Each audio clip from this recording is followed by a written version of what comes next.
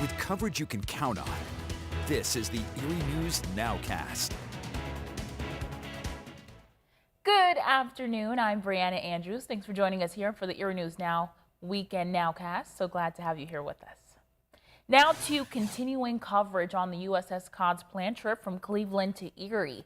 The World War II submarine has been docked in Cleveland since the 1960s, but headed to Erie's Don John shipbuilding and repair for some much-needed work on the steel of her massive hull.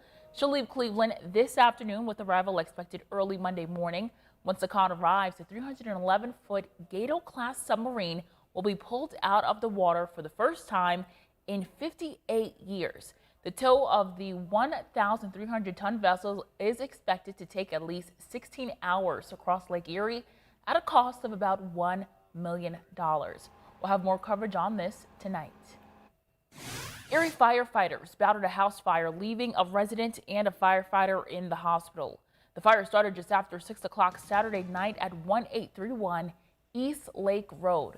Several neighbors heard a man yelling for help and then leaning out of a window. A neighbor helped the man to safety. Erie firefighters knocked the fire down quickly, but the single-family home suffered extensive damage. Deputy Chief Fred Giuseppe says the resident and an Erie firefighter were taken to UPMC Hammett to be treated for smoke inhalation. No word yet on what caused that fire. Erie Fireworks on West 12th Street hosted its long-awaited grand opening on Saturday. The brewery has been in the business since 2014, but because of the pandemic, they haven't had time to do a showcase, and they showcased $500,000 renovation until just now. Kristen Allen has a story. It's been an especially long year for Erie Ale Works. Just as they were installing brand new brewing equipment, setting their tables, and opening their newly renovated tap room to the public, COVID-19 shut it all down.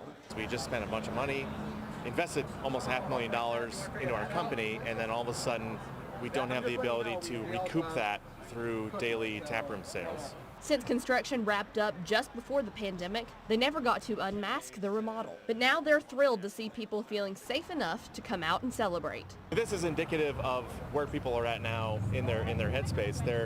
They've saved up a couple bucks because they didn't get to go out at all in 2020. They want to go do normal things again. Many of the people here today at Erie Ale Works are loyal customers, been here since 2014. They're excited to see the place have a whole new atmosphere. Nancy and TJ Dolan have been coming to the brewery for a couple of years now. They love to see how the tap room has evolved. Just got a good vibe from what the interior was and stuff like that with all the changes that they made over the last few years. For Matt Lebowitz, this place feels like home. This has been our salvation through this whole pandemic thing. I'm here every Saturday and drinking a few beers and seeing people I love and know. It's like that for a lot of regulars at Erie Ale Works. McCullers says the feeling is mutual. Thanks for being here. Thanks for being behind us, for coming in, spending a couple bucks. Craft beer in Northwest PA is important, and it's a growing industry, and we're happy to be a part of it. Kristen Allen, Erie News Now. Lots of fun there at the brewery. McCullers says it was their loyal customer base that kept them going throughout the pandemic. With the weather looking pretty decent this weekend, people took advantage of the outdoors by participating in the annual Asbury Woods 5-miler run. Saturday marked the 4th year the event was held with more than 100 participants. The race took runners over the boardwalk, dirt trails, and loops all spread throughout the 205 acres of Asbury Woods. There were also activities for younger children, including a kids' half-mile fun run, Some 25 kids joined in for the fun run. For non-runners, the event included a 2-mile non-competitive walk. We love having people come out and use our trails, hiking and biking and running, of course. So we do the trail runs, and we encourage people to come out and enjoy that. And then also the proceeds help us do things like maintain the trails for the public to use. And the next run is set for October.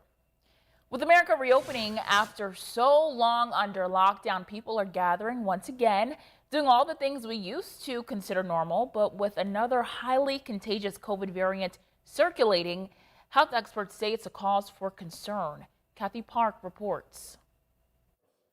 Tonight, a reason to celebrate with more cities bouncing back with a full reopening, from packed outdoor concerts to stadiums filled with fans. This is what it feels like to be 100%. Chicago becoming the largest city in the U.S. to lift capacity limits as COVID infections and hospitalizations reach an all-time low. Now it's time for you to get up, get out of the house this summer and fully and safely and enjoy the events of the best city on the planet. In 3 days, California will also remove most restrictions and relax mask wearing. It kind of represents this return to our lives that have been put on pause for the last year and a half. But as the country tries to beat back the virus, vaccine doses are outpacing demand, and experts worry about the highly contagious Delta variant in the South. So would you say that another surge, is that a possibility? I'm bracing for a surge in the South, and it'll be different from what we've seen before because so many older Americans are vaccinated. The rate of adolescents being vaccinated in the South is under 10%. So I worry about a lot of pediatric hospital admissions, a lot of young adults getting sick. A warning about the risks on the road to recovery. Kathy Park, NBC News. And that'll do it for the Erie News Now Weekend Nowcast. Tune in to Erie News Now for the latest news, weather, and sports starting at 6 o'clock. Have a great day.